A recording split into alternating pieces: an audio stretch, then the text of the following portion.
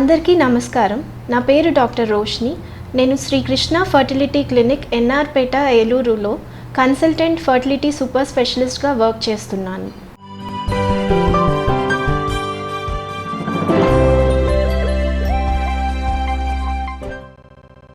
Doctor గారు, infertility అంటే ఏమిటి? అందులో రకాలు ఉన్నాయా? ఇన్ఫర్టిలిటీ అంటే ఒక మ్యారీడ్ కపుల్ ఒక 1 year పాటు అన్ప్రొటెక్టెడ్ సెక్షువల్ ఇంటర్కోర్స్ అంటే ఎలాంటి కాంట్రసెప్టివ్స్ లేకుండా ప్రెగ్నెన్సీ కోసం ట్రై చేసిన తర్వాత వాళ్ళు కన్సీవ్ అవ్వకపోతే వాళ్ళని ఇన్ఫర్టైల్ కపుల్స్ అంటాం. ఇందులో కూడా ఫీమేల్ ఏజ్ అనేది చాలా ఇంపార్టెంట్ ఫ్యాక్టర్. ఫీమేల్ ఏజ్ కనుక 35 years కంటే ఎక్కువ ఉంటే వాళ్ళు మ్యాక్సిమం 6 months వరకు న్యాచురల్గా సెక్షువల్ ఇంటర్కోర్స్లో పాల్గొనొచ్చు, ఎలాంటి కాంట్రసెప్టివ్స్ యూస్ చేయకుండా. సో అలా పాల్గొన్న తర్వాత కూడా వాళ్ళకి ప్రెగ్నెన్సీ రాలేదు అంటే వాళ్ళని ఇన్ఫర్టైల్ కపుల్స్ అంటాం. ఇన్ఫర్టిలిటీలో 2 రకాలు ఉంటాయి. ఒకటి ప్రైమరీ ఇన్ఫర్టిలిటీ, ఇంకొకటి సెకండరీ ఇన్ఫర్టిలిటీ. ప్రైమరీ ఇన్ఫర్టిలిటీ అంటే వాళ్ళు ఇన్ఫర్టైల్ ఉమెన్ అంటే ఇన్ఫర్టైల్ లేడీ ఒకసారి కూడా ప్రెగ్నెన్సీ రాలేదు ఆవిడికి. సో వాళ్ళని ప్రైమరీ ఇన్ఫర్టైల్ కపుల్స్ అంటాం. సెకండరీ ఇన్ఫర్టిలిటీ అంటే ఇన్ఫర్టైల్ ఉమెన్కి ఒకసారి ప్రెగ్నెన్సీ వచ్చింది, let it be live birth అంటే బతికున్న బేబీ జన్మించడం కానివ్వండి, లేదా అబార్షన్స్ అవ్వడం కానివ్వండి, లేదా ఎక్టోపిక్ ప్రెగ్నెన్సీ కానివ్వండి, లేదా ముత్యాల గర్భిణి కానివ్వండి, ఏదైనా కూడా ఒకసారి మాత్రం ప్రెగ్నెన్సీ వచ్చింది ఆ అమ్మాయికి. సో అలాంటి వాళ్ళని సెకండరీ ఇన్ఫర్టైల్ కపుల్స్ అంటాం. డాక్టర్ గారు, ఇన్ఫెర్టిలిటీ ఎందుకు వస్తుంది? దానికి కారణాలను వివరించండి. ఇన్ఫర్టిలిటీలో 2 రకాలు ఉంటాయి. Female infertility, male infertility. అంటే ఆడవాళ్ళ వల్ల ఇన్ఫర్టిలిటీ రావచ్చు, మగవారి వల్ల కూడా ఇన్ఫర్టిలిటీ రావచ్చు. సో ఈ ఆడవారి వల్ల ఇన్ఫర్టిలిటీలో డిఫరెంట్ కాజెస్ ఉంటాయి, డిఫరెంట్ కారణాలు ఉంటాయి. వాటిలో first and foremost thing tubal factor. మీరు ఇక్కడ చూసినట్లయితే దీన్ని ట్యూబ్ అంటాం, దీన్ని అండాశయం అంటాం, ఇది గర్భసంచి. అండ్ ట్యూబ్ కనుక బ్లాక్ అయితే అలాంటి వాళ్ళల్లో ఒక 35 to 40% వాళ్ళకి పిల్లలు కలగరు. అలాగే ఈ అండాశయం నుంచి కనుక అండం సరిగ్గా విడుదల అవ్వకపోయినా 15 to 20% వాళ్ళకి పిల్లలు కలగరు. అలాగే ఈ గర్భసంచి లోపల ఏమన్నా ప్రాబ్లం ఉన్నా ఒక 5 to 10% వాళ్ళకి పిల్లలు కలగరు. అండ్ ఇవన్నీ female factors. And unexplained infertility అనేది ఒకటి ఉంటుంది. సో అదేంటి అంటే మగవారిలో నార్మల్ సెమెన్ అనాలిసిస్ ఉంటుంది, ఈ ట్యూబ్స్ కూడా నార్మల్గానే ఉంటాయి, అంటే ఓపెన్ ఉంటాయి. అండ్ ఈ అండాశయం నుంచి కూడా అండం కరెక్ట్గా విడుదలవుతుంది, కానీ వాళ్ళకి ప్రెగ్నెన్సీ రాకపోవచ్చు. అలాంటి వాళ్ళని అన్ఎక్స్ప్లెయిన్డ్ ఇన్ఫర్టైల్ కపుల్స్ అంటాము. వాళ్ళు ఒక 10% వరకు ఉంటారు. అండ్ ఇవన్నీ కాకుండా అన్యూజువల్ ప్రాబ్లమ్స్ అనేవి కూడా ఉంటాయి, అవి ఒక 5% వరకు ఉంటాయి. ఈ అన్యూజువల్ ప్రాబ్లమ్స్ అంటే హార్మోనల్ డిస్టర్బెన్సెస్ కానివ్వండి, లైక్ థైరాయిడ్ ప్రొఫైల్ అబ్నార్మాలిటీ ఉండడం కానీ, ప్రొలాక్టిన్ హార్మోన్ అనేది అబ్నార్మల్గా ఉండటం కానీ, ఇవన్నీ అన్యూజువల్ ప్రాబ్లమ్స్ కింద చెప్పుకోవచ్చు. అండ్ మేల్ ఫ్యాక్టర్స్లో స్పర్మ్ కౌంట్ అబ్నార్మల్గా ఉండటం కానివ్వండి, స్పర్మ్ మూమెంట్ సరిగ్గా లేకపోవడం కానివ్వండి, స్పర్మ్ మార్ఫలాజికల్లీ అంటే జెనెటిక్ మెటీరియల్, స్పర్మ్లో ఉండే జెనెటిక్ మెటీరియల్ అబ్నార్మల్గా అయిపోవడం కానివ్వండి, ఇలాంటి రీజన్స్ వల్ల మేల్స్లో కూడా 25 to 40% వాళ్ళు ప్రెగ్నెన్సీని కలగజేయలేరు. సో ఫీమేల్ కాజెస్ ఒక 40 to 55% ఉంటే మేల్ కాజెస్ ఒక 25 to 40% ఉంటాయి. 10% ఈ ఇద్దరికి ప్రాబ్లం ఉండడం వల్ల దాన్ని కంబైన్ ఫ్యాక్టర్ అంటాం. ఇద్దరికి ప్రాబ్లం ఉండడం వల్ల వాళ్ళకి ప్రెగ్నెన్సీ రాదు. అండ్ ఇంకొక 10% అన్ఎక్స్ప్లెయిన్డ్ కాజెస్ ఉంటాయి. దంపతుల్లో వచ్చే ఇన్ఫెర్టిలిటీ కారణాలను వివరించండి. దంపతుల్లో ఇన్ఫర్టిలిటీ రావడానికి ఎక్కువ కారణాలు ఫీమేల్స్ అండ్ మేల్స్ కింద మనం విభజిద్దాం. ఫస్ట్ ఆఫ్ ఆల్ ఫీమేల్స్కి వస్తే age of the female more than 35 years ఉంటే వాళ్ళకి కొంచెం న్యాచురల్గా కన్సీవ్ అవ్వడం అనేది కష్టం.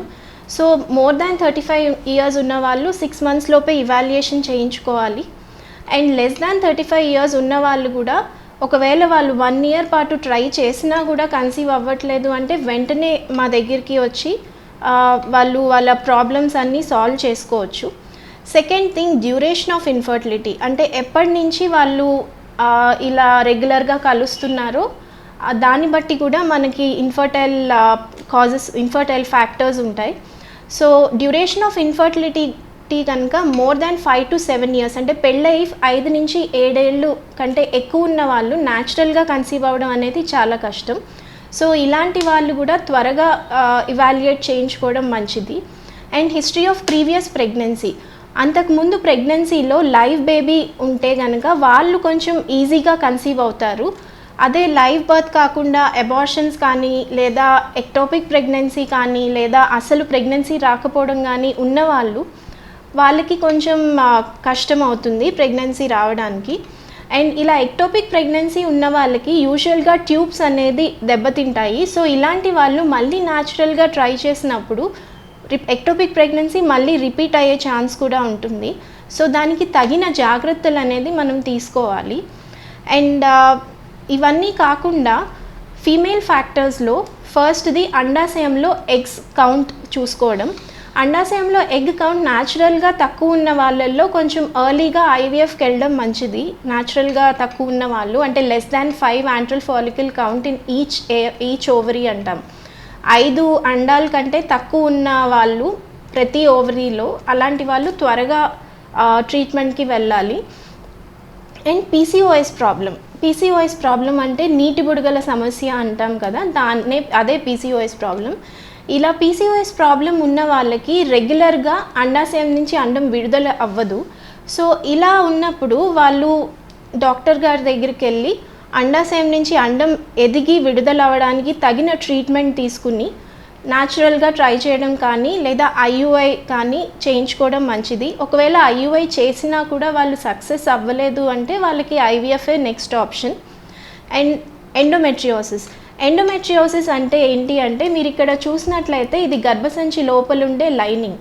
సో ఈ గర్భసంచి లైనింగ్ కనుక గర్భసంచి లోపల కాకుండా బయట ఎదుగుతుంటే దాన్నే ఎండోమెట్రియోసిస్ అంటాం. ఇవి ఒక 4 types ఉంటాయి. grade 1 and grade 2 ఎండోమెట్రియోసిస్ వాళ్ళల్లో ఎగ్ కౌంట్ కొంచెం బాగానే ఉంటుంది. స్లోగా ఈ grade 2 నుంచి grade 3 కన్వర్ట్ అయ్యేటప్పుడు ఎగ్ కౌంట్ తగ్గిపోతుంది, ఎగ్ క్వాలిటీ కూడా తగ్గిపోతుంది. సో ఇలాంటి వాళ్ళు grade 1 and grade 2 ఉన్న వాళ్ళు డైరెక్ట్గా న్యాచురల్గా ట్రై చేయడం అవాయిడ్ చేసి ఐయుఐ చేయించుకోవడం మంచిది, ఒక 3 to 4 cycles. ఒకవేళ వాళ్ళు కన్సీవ్ అవ్వలేదు అంటే వెంటనే ఐవీఎఫ్కి వెళ్ళిపోవడం better. And grade 3 and grade 4 వాళ్ళు న్యాచురల్ కన్సెప్షన్ వాళ్ళకి ఇంపాసిబుల్. సో ఐయుఐ ట్రై చేయొచ్చు, ఒక 1 to 2 cycles ట్రై చేయొచ్చు. అయినా కూడా వాళ్ళు కన్సీవ్ అవ్వట్లేదు అంటే they can go ahead with IVF. ఎందుకంటే ఈ ఎండోమెట్రియోసిస్ అనేది చాలా డేంజరస్ ప్రాబ్లం. అండాశయానికి ఒకసారి వచ్చిందంటే ఖచ్చితంగా ఎగ్ కౌంట్ తగ్గిపోతుంది, క్వాలిటీ కూడా తగ్గిపోతుంది. అండ్ ఇవన్నీ కాకుండా ఇండియాలో మనకి మోస్ట్ కామన్ డిసీజ్ ఏంటి అంటే ట్యూబర్క్యులోసిస్. సో ఈ ట్యూబర్క్యులోసిస్ అనేది ట్యూబ్స్లో ఎక్కువగా వచ్చే ఛాన్స్ ఉంటుంది ఈ ట్యూబర్క్యులోసిస్. సో ట్యూబ్స్కి కనుక ట్యూబర్క్యులోసిస్ ప్రాబ్లం వస్తే ట్యూబ్స్లో నీరు చేరుకునే అవకాశం ఉంటుంది. సో ఇలా ఒక్కసారి ట్యూబ్లో నీరు చేరుకున్నా, ట్యూబ్లో ఇన్ఫెక్షన్ వచ్చినా ట్యూబ్ అంతా డ్యామేజ్ అవుతుంది. ట్యూబ్స్లో ఉండే సెల్స్ కానీ సీలియా అంటాం మనం ఆ సెల్స్ని. సో ఆ సీలియా అనేది దెబ్బతింటుంది. ఆ ట్యూబల్ సీలియా ఎప్పుడైతే దెబ్బతింటుందో న్యాచురల్ కన్సెప్షన్ కష్టం. ఒకవేళ వాళ్ళు కన్సీవ్ అయినా వాళ్ళకి ట్యూబ్లో ప్రెగ్నెన్సీ వచ్చే ఛాన్స్ ఉంటుంది, ఎక్టోపిక్ ప్రెగ్నెన్సీ అంటాం దాన్ని. సో ఇలా ఉన్న వాళ్ళు న్యాచురల్గా ట్రై చేయడం అవాయిడ్ చేసి వెంటనే డాక్టర్ గారిని సంప్రదించి దానికి తగిన జాగ్రత్తలు తీసుకోవడం మంచిది. యూజువల్గా బోత్ ద సైడ్స్ అంటే 2 పక్కల ట్యూబ్స్లో నీరు చేరుకున్న వాళ్ళకి ఒక 90% వరకు ట్యూబర్క్యులోసిస్ ప్రాబ్లం ఉంటుంది అని గణాంకాలు చెప్తున్నాయి. సో మీకు వచ్చింది ఒక సైడ్ నీరు చేరుకోవడమా లేకపోతే 2 sides నీరు చేరుకోవడమా అనేది మీ డాక్టర్ గారి దగ్గరికి వెళ్ళి స్కానింగ్ చేయించుకుని దాన్ని కన్ఫర్మ్ చేసుకోండి. అండ్ ఇవన్నీ కాకుండా మోస్ట్ ఇంపార్టెంట్ ప్రాబ్లం ఒబేసిటీ. అంటే లేడీస్ యూజువల్గా వాళ్ళ బిఎంఐని క్యాలిక్యులేట్ చేసుకోవాలి. బిఎంఐ అంటే body mass index. Body mass index weight in kgs divided by height in metre square కింద తీసుకుంటాం మనం. Usual normal body mass index 20 to 25 kg/m² ఉంటుంది. 25 kg/m² కంటే ఎక్కువ ఉన్న వాళ్ళల్లో మనం ఓవర్ వెయిట్ ఒబేసిటీ కింద డివైడ్ చేస్తాం. 25 to 29 kg/m² ఉన్న వాళ్ళు ఓవర్ వెయిట్ ఉమెన్ అంటాం వాళ్ళని. 30 kg/m² ఉన్న వాళ్ళని, అంటే ఎక్కువ ఉన్న వాళ్ళని 30 కంటే, వాళ్ళని ఒబేస్ ఉమెన్ అంటాం. 35 to 40 ఉన్న వాళ్ళని సివియర్ ఒబేసిటీ అంటాం. మోర్ దాన్ 40 ఉన్న వాళ్ళని మార్బిడ్ ఒబేస్ ఉమెన్ అంటాం. సో మనం ఫస్ట్ 25 to 30 kg/m² ఉన్న వాళ్ళల్లో ఏం చేయొచ్చో చెప్పుకుందాం. వీళ్ళల్లో ఫస్ట్ వాళ్ళు తీసుకునే డైట్ ఏంటి అనేది మనం చూడాలి. ఆ డైట్ క్యాలరీస్, వాళ్ళు తీసుకునే రోజు ఎన్ని క్యాలరీస్ తీసుకుంటున్నారో చూడాలి. సో ఆ క్యాలరీస్ని బట్టి వాళ్ళ క్యాలరీ కౌంట్ అనేది మనం మెజర్ చేయాలి. నార్మల్ యూజువల్ ఫీమేల్ తీసుకునే క్యాలరీ ఇంటేక్ ఒక 1800 to 2200 కిలో క్యాలరీస్ వరకు ఉంటాయి. అందరికీ ఇలా ఉండాలని లేదు. మీ ఓన్ క్యాలరీ ఇంటేక్ ఎంత ఉందో మీరు కౌంట్ చేసుకోవాలి.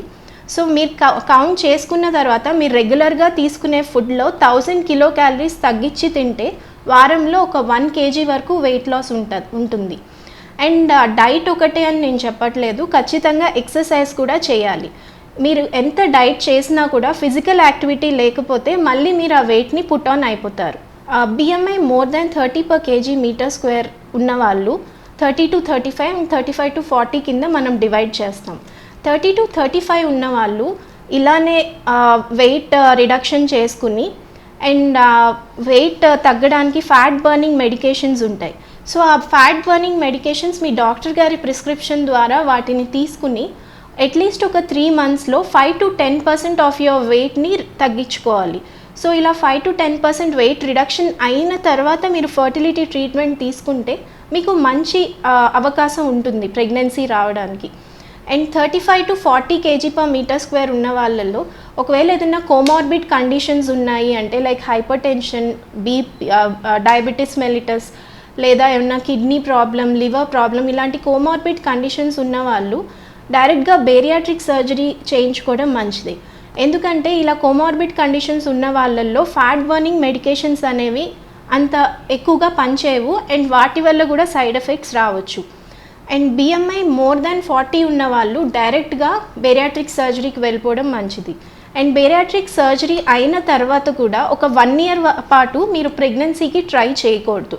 1 year అయిన తర్వాత ప్రెగ్నెన్సీకి ట్రై చేయవచ్చు. సో ఇవన్నీ ఫీమేల్స్లో different types of BMI in ఫీమేల్స్లో నేను చెప్పుకొచ్చాను. మేల్స్లో అయితే మేల్స్లో ఒబేసిటీ వల్ల వాళ్ళలో ఇన్సులిన్ లెవెల్ అనేది పెరిగిపోతుంది. సో ఆ ఇన్సులిన్ లెవెల్ పెరిగిన తర్వాత టెస్టోస్టెరాన్ అనే హార్మోన్ లెవెల్ కూడా పెరుగుతుంది. సో టెస్టోస్టెరాన్ హార్మోన్ లెవెల్ పెరిగి సడన్గా ఆ హార్మోన్ వేరే హార్మోన్ ఈస్ట్రోజన్ హార్మోన్ కింద కన్వర్ట్ అవుతుంది. యూజువల్గా ఈ మేల్స్లో టెస్టోస్టెరాన్ అనే హార్మోన్ స్పర్మ్ కౌంట్ని పెంచడానికి ఉపయోగపడుతుంది, అంటే స్పర్మ్ ఉత్పత్తికి ఉపయోగపడుతుంది. ఒకసారి ఈ టెస్టోస్టెరాన్ హార్మోన్ అనేది తగ్గింది అంటే స్పర్మ్ ఉత్పత్తి దెబ్బతింటుంది. సో అలా దెబ్బతిన్న తర్వాత స్పర్మ్ ఉత్పత్తి లేకపోతే వాళ్ళకి వీర్యంలో వీర్యకణాలు ఉండవు. అండ్ మోర్ ఓవర్ ఇలాంటి వాళ్ళల్లో ఫ్యాట్ అన్ని చోట్ల అక్యూములేట్ అవడం వల్ల, వరి బీజంలో కూడా ఫ్యాట్ అక్యూములేట్ అవడం వల్ల వరి బీజంలో హీట్ పెరిగిపోతుంది. సో అలా హీట్ పెరిగినప్పుడు కూడా స్పర్మ్ మార్ఫాలజీ అంటే జెనెటిక్ మెటీరియల్ ఏదైతే ఉంటుందో అది దెబ్బతింటుంది. దాన్నే DNA ఫ్రాగ్మెంటేషన్ అంటాం మనం. ఆ DNA ఫ్రాగ్మెంటేషన్ అనేది ఒకవేళ పెరిగిందంటే వాళ్ళల్లో కూడా ఇన్ఫర్టిలిటీ అంటే పిల్లలు పుట్టించడం వాళ్ళు కష్టం. అండ్ ఇది మాత్రమే కాకుండా వాళ్ళు రెగ్యులర్గా డైట్ అండ్ ఎక్సర్సైజ్ ఇవి రెండు కూడా మేల్స్ తప్పకుండా కంపల్సరీగా చేయాలి.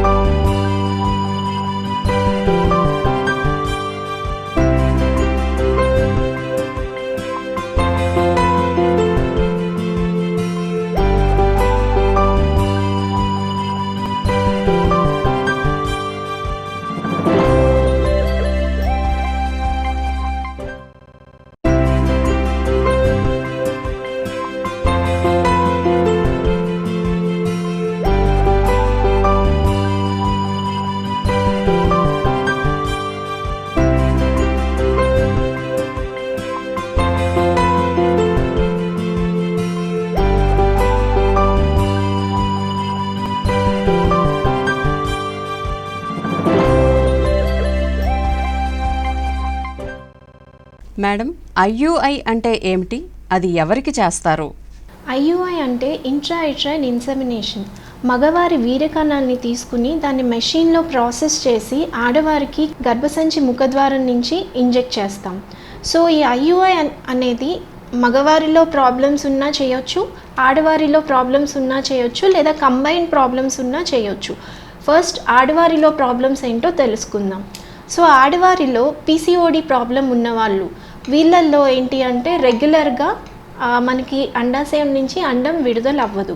సో ఇలాంటి వాళ్ళు అండం విడుదల అవ్వడానికి ట్రీట్మెంట్ తీసుకుని, అంటే దానికి కొన్ని మెడికేషన్స్ ఉంటాయి, ఆ మెడికేషన్స్ తీసుకుని అండం ఎదిగిందా లేదా స్కాన్లో మనకి తెలుస్తుంది. అలా స్కాన్ చేయించుకుని అండం ఎప్పుడైతే ఎదుగుతుందో అండం రప్చర్ అవ్వడానికి ఇంజెక్షన్ తీసుకుని అది రప్చర్ అయిన తర్వాత 48 గంటల్లోపు ఐయుఐ అనేది మనం చేస్తాం. సో ఈ ఐయుఐ చేయడం వల్ల success rate per cycle success rate ఒక 20 to 25% వరకు ఉంటుంది, అంతకు మించి అయితే ఉండదు. అండ్ ఈ పీసీఓడి ప్రాబ్లం కాకుండా ఇంకా ఎండోమెట్రియోసిస్ గ్రేడ్ 1 to grade 2 ఎండోమెట్రియోసిస్ని ఉన్న వాళ్ళకి కూడా ఐయుఐ చేయొచ్చు.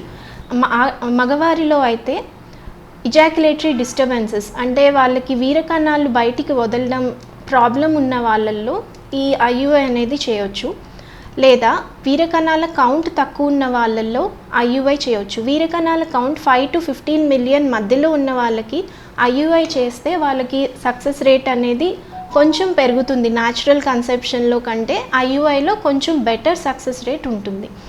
అండ్ ఇది మాత్రమే కాకుండా కొంతమంది మగవారికి వీరకణాలు ఫార్వర్డ్ మూమెంట్లో కాకుండా బ్యాక్వర్డ్ మూమెంట్లో వెళ్ళి బ్లాడర్ లోపలికి వెళ్ళి యూరిన్ ద్వారా బయటకు వస్తాయి. దాన్నే రెట్రోగ్రేడ్ ఇజాక్యులేషన్ అంటాం.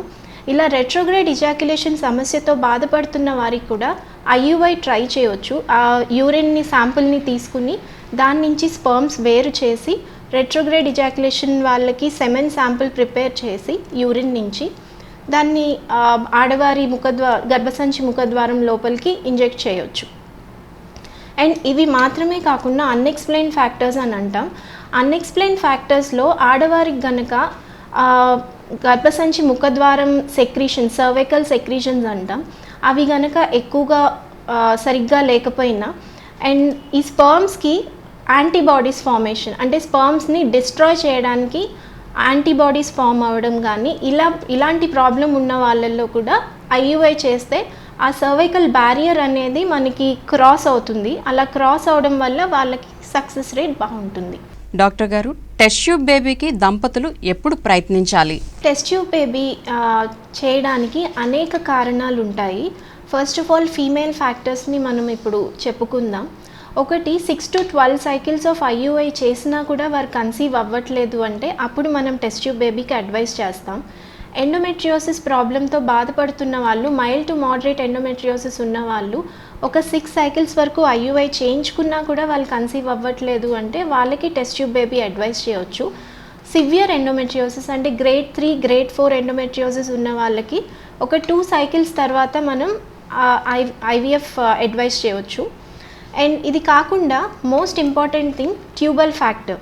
ఈ ట్యూబ్స్లో కనుక నీరు చేరుకున్న, ట్యూబ్స్లో ట్యూబ్స్ ఏమైనా డ్యామేజ్ అయినా అంటే పెల్విక్ ఇన్ఫ్లమేటరీ డిసీజ్ అంటాం ట్యూబ్స్లో వచ్చే ఇన్ఫెక్షన్ని. సో ఇలా పెల్విక్ ఇన్ఫ్లమేటరీ డిసీజ్ ప్రాబ్లం ఉన్న వాళ్ళు కానీ, లేదా స్వతహాగా ట్యూబల్ లైగేషన్ అయిపోయి బేబీ చనిపోవడం వల్ల ఆ ట్యూబల్ లైగేషన్ రివర్సల్ కుదరదు అని అనుకున్న వాళ్ళకి టెస్ట్ ట్యూబ్ బేబీ ట్రై చేయొచ్చు.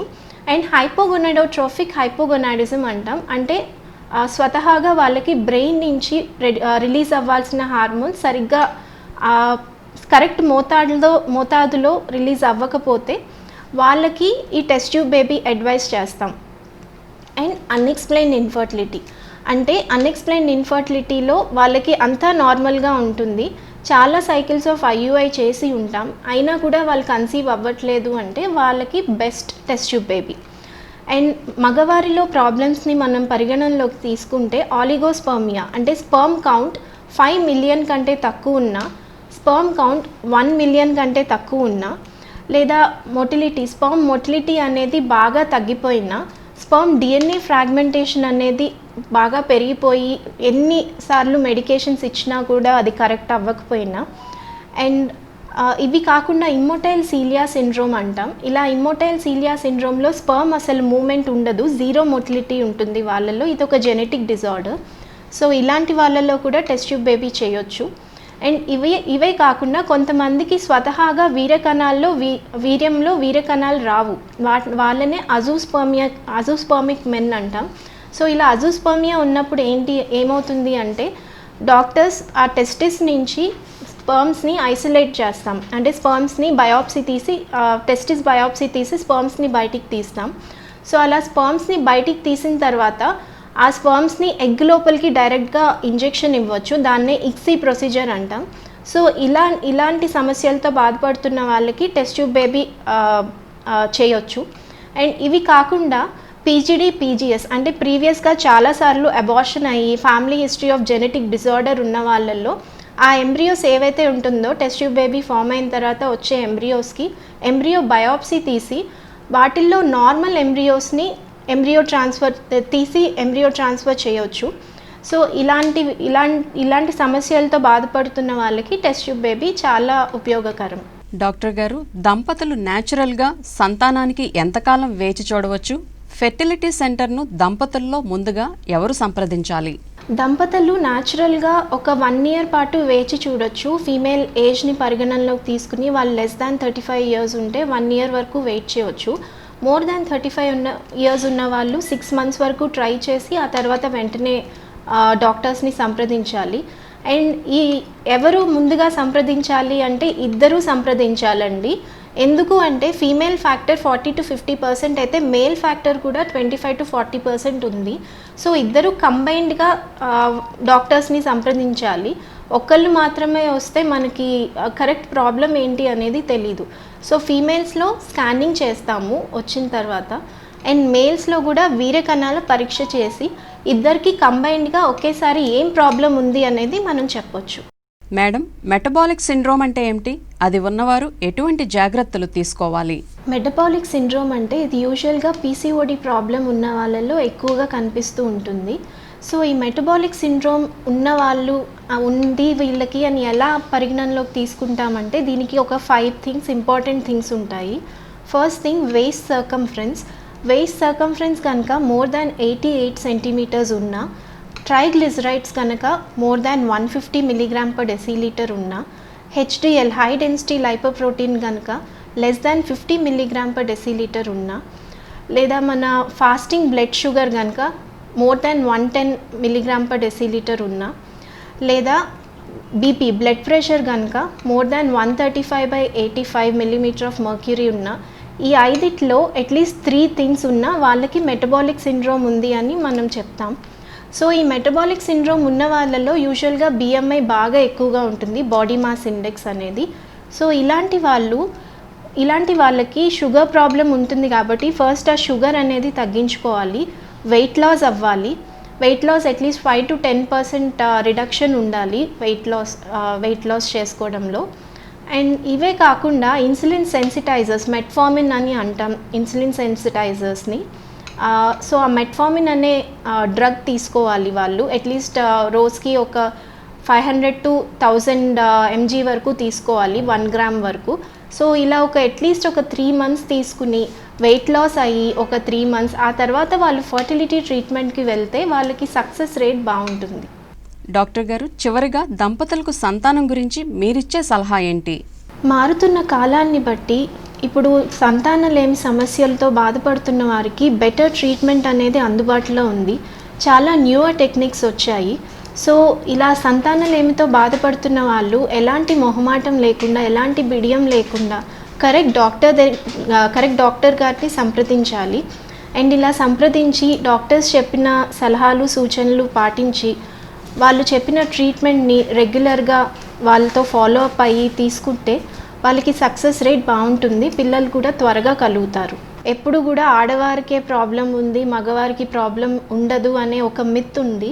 అలా కాదు. ఎందుకు అంటే ఆడవారిలో ఒక 40 to 55% ప్రాబ్లమ్స్ ఉంటే మగవారికి కూడా ఈక్వల్ ప్రాబ్లమ్స్ ఉంటున్నాయి, 25 to 40%. సో అది తక్కువ నెంబర్ కాదు, 25 to 40%. సో మీరు డాక్టర్ గారిని సంప్రదించేటప్పుడు ఆడవారు మాత్రమే కాకుండా మగవారు ఆడవారు కలిసి రావాలి as a couple. So as a couple వచ్చినప్పుడు మీ ఎగ్జాక్ట్ ప్రాబ్లం ఏంటి అనేది డాక్టర్స్కి కూడా చెప్పడానికి సులువుగా ఉంటుంది. ఎందుకు అంటే డాక్టర్స్ ఓన్లీ ఆడవారిని ఇన్వెస్టిగేట్ చేస్తూ ఉండలేరు. మగవారికి కూడా వారి వీర్యకణాలు ఎలా ఉన్నాయి అనేది చూసి ఒకేసారి ట్రీట్మెంట్ అనేది ఇవ్వడం జరుగుతుంది. సో ఇప్పటికైనా ఆడవారు మగవారు యాజ్ ఏ కపుల్ డాక్టర్స్ని సంప్రదించి వాళ్ళు చెప్పిన సలహాలు సూచనలు పాటించి వాళ్ళతో రెగ్యులర్గా ఫాలోఅప్ అయితే మీకు కన్సీవ్ అవ్వడానికి మంచి ఛాన్సెస్ ఉంటాయి. ఈ అవకాశం ఇచ్చిన యాక్ట్ టీవీ వాళ్ళకి నా ధన్యవాదాలని తెలియజేసుకుంటున్నాను. ఇట్లు doctor Roshini Gundapaneni, Srikrishna fertility centre, NR Pet, Eluru.